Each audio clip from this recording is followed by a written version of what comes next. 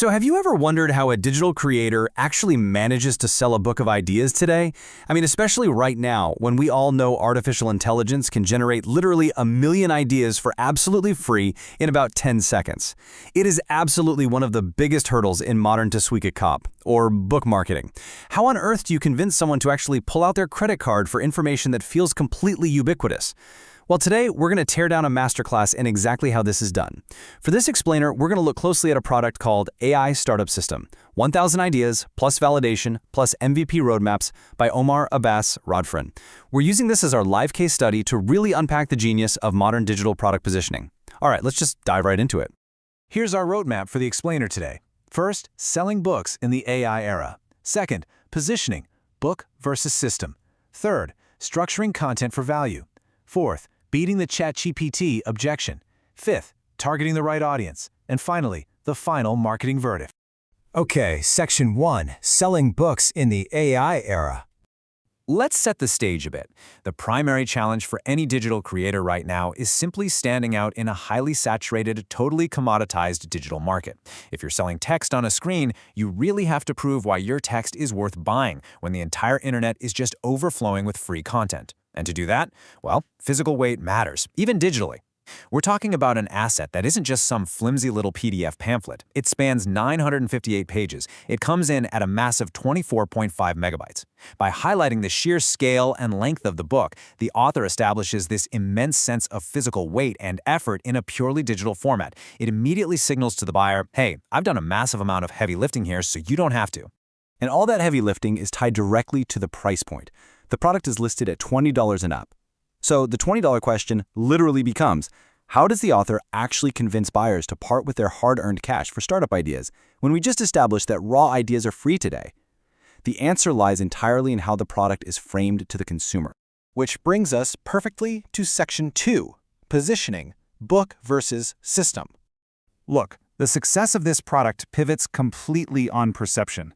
If you pitch a list of 1,000 ideas, that is incredibly weak marketing.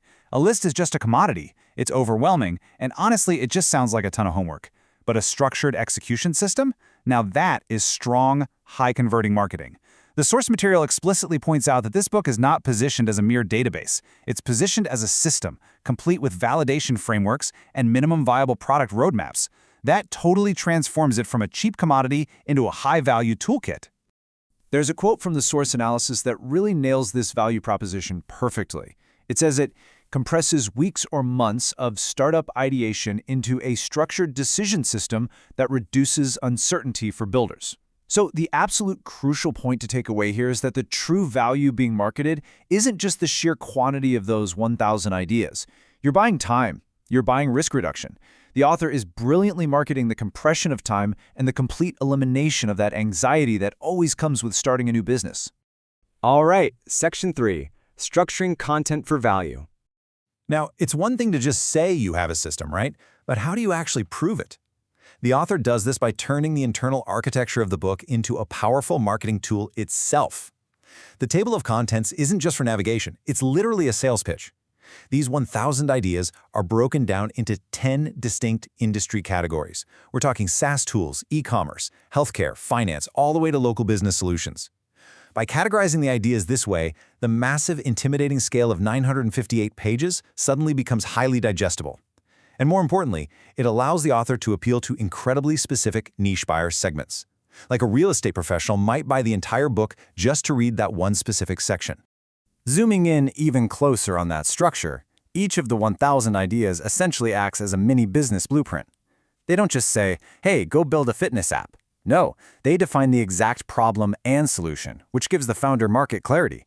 They include an MVP roadmap and specific AI prompts to give you an execution plan. They offer a 7-day validation strategy, delivering massive risk reduction, and they even use scorecards, giving founders a real tool for prioritization. This dense, interconnected structure is exactly what justifies that price tag. And to really top it all off, the book includes these brilliant bonus ranking sections. You get the top 100 overall, the top 50 most profitable, the easiest to build, and the fastest to monetize. From a marketing perspective, this is genius because these act as a psychological shortcut for buyers. If a reader feels even a little bit overwhelmed by 1,000 ideas, these curated lists add immediate, highly actionable value. It's basically the author saying, hey, if you're in a hurry, just start right here. Moving on to Section 4, Beating the ChatGPT Objection. Now we arrive at the absolute most critical part of this entire marketing teardown. If you're selling informational products in today's landscape, you have got to be ready to handle the ultimate customer objection, the massive elephant in the room.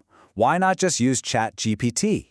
I mean, why shouldn't a potential buyer just open an AI chatbot and type, "Give me 1,000 startup ideas"? The author completely knows the buyer's thinking this, so instead of hiding from it, the marketing strategy tackles it head-on.